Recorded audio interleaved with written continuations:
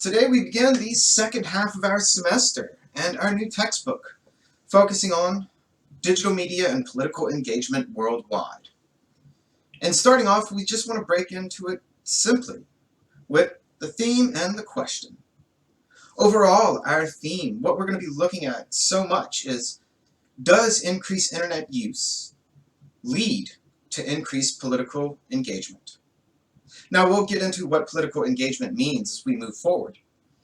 But let's think about it real quick. The internet, digital media.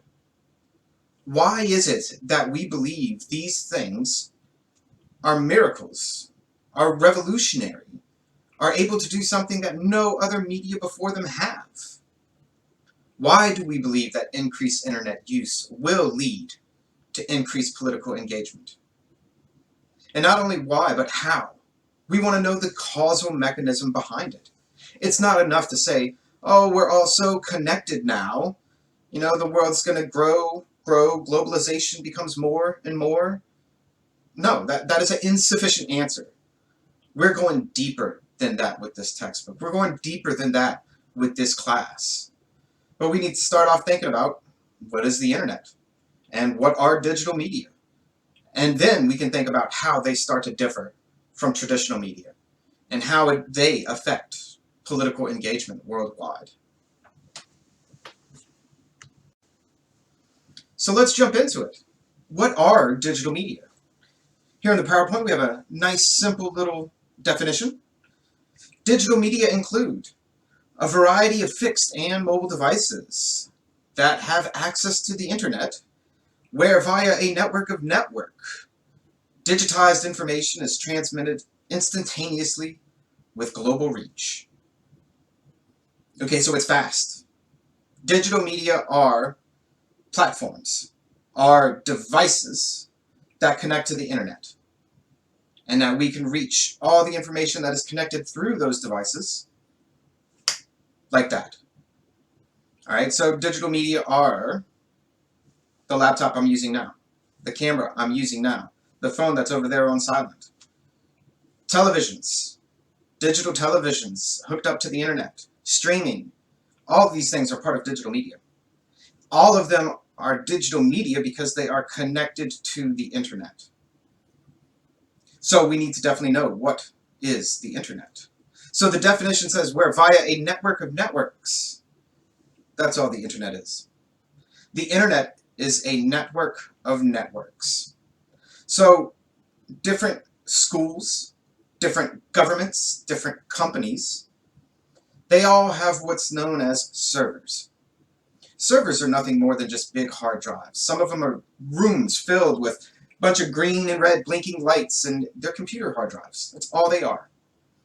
But that hard drive, those servers, are connected to the internet. That way, any information you put on that server can be instantly accessed by whoever has permission to access that server. For instance, our university emails. Tulane has servers, hard drives, that are 24/7 connected to the internet. Our emails are hosted, are saved on those servers.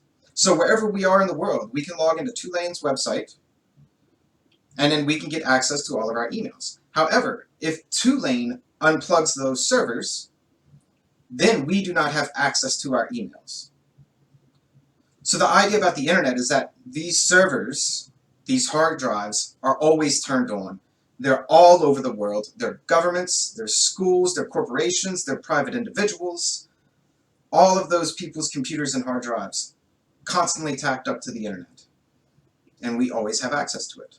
That's all it is, a network of networks. Now, of course, the implications of Tulane being able to unplug their servers and we can't have access to our emails, we're going to see that becomes extremely important as we move through our different case studies and we move across the world. So now let's start thinking about who uses digital media. All right, and real quick, I'm going to say this does vary across the world. But in general, we see a few demographic characteristics about the people that use digital media. And I'm going to focus mainly on two for this moment. but we'll definitely expand. Demographics are a huge part of the conversation we're having moving forward for the rest of the semester. But generally speaking, younger individuals and people with a certain level of socioeconomic status. So younger people and people with a little more money, those are the individuals that tend to use digital media more often. Okay, and again, this is shifting, this is changing. It's a very fluid conversation we're having right now. But we'll start simple with those generalizable characteristics. But real quick, we're going to be talking about something called the digital divide.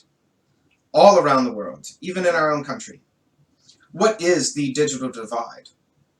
The digital divide is basically anything that keeps people from connecting to other people via the internet. Alright, so the digital divide is the whole concept of something or someone keeping me from connecting. But within that concept, there are 6 major variables that we find time and time again are the most important when it comes to elements of the digital divide. And the first one is low connectivity.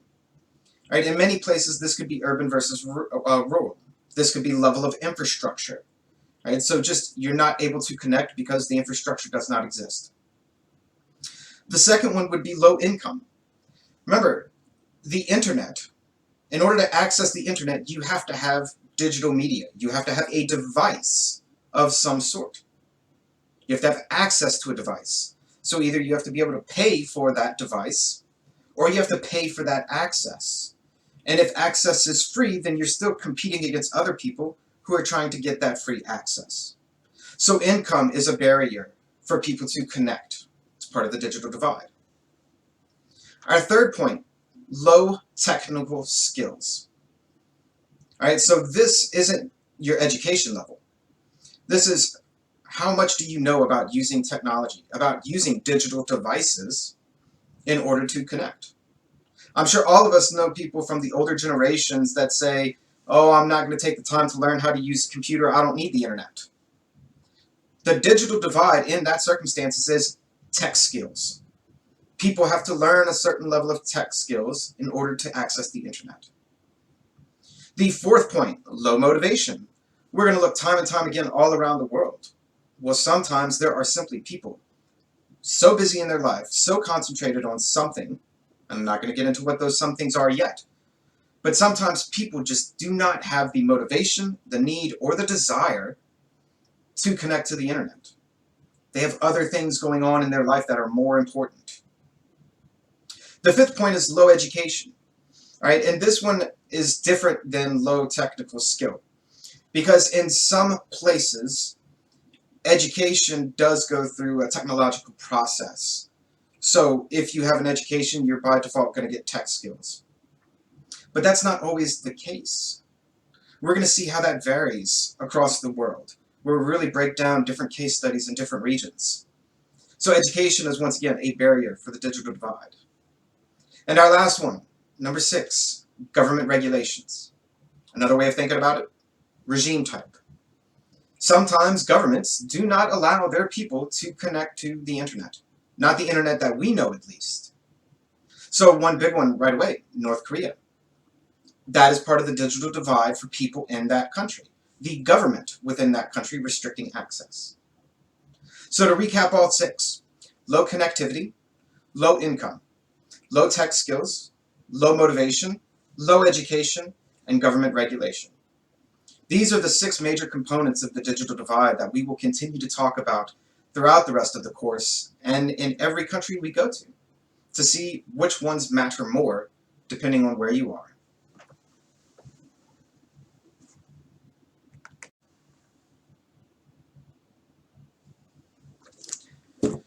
The title of our second textbook, Digital Media and Political Engagement Worldwide. Talked about what digital media are. We know what the world is. But when we say political engagement, what are we talking about? The short answer is, in this textbook, different chapters, it means different things. This book is heavy on quantitative analysis. For those that you have taken scopes and methods before, you're going to be seeing regression analysis in here. and how they define political engagement varies. Sometimes they use words like political participation. Sometimes they use words like extra representational or institutional forms of political participation. In short, in each chapter, you have to make sure to know how they are defining and measuring those variables. Because political engagement is an idea, it's a notion, it's a concept. How we break it down and measure it is something different. That's our interpretation of it. So in general, political engagement, though, is getting involved in politics. This class is a form of political engagement. What we're doing right now is a form of political engagement, a conversation about politics. All right, so we're going to see many different ways you can measure that. You could be having a conversation, it could be voting, it could be protesting, writing a letter, signing a petition, all forms of political participation. But we're going to look at different things like that. And something we want to think about moving forward is traditional politics versus online politics. Political engagement, regular, and in digital political engagement. Traditionally, we know those individuals who engage in politics like voting, campaign rallies, donating. Those individuals tend to be older. On the online political participation side of it, people who join Facebook petitions, people who make YouTube videos, people who get in online political conversations on Reddit. These people tend to be younger. All right, so there is a bit of a difference between these two groups. However, that difference is eroding in some places, which we'll talk about, the difference of places. But the simple point is, we are looking at the idea of internet use increasing people's likelihood to engage in politics. Will going online, will having access to the internet by default, by itself, make you more likely to be politically active? And we're looking at that one question all around the world.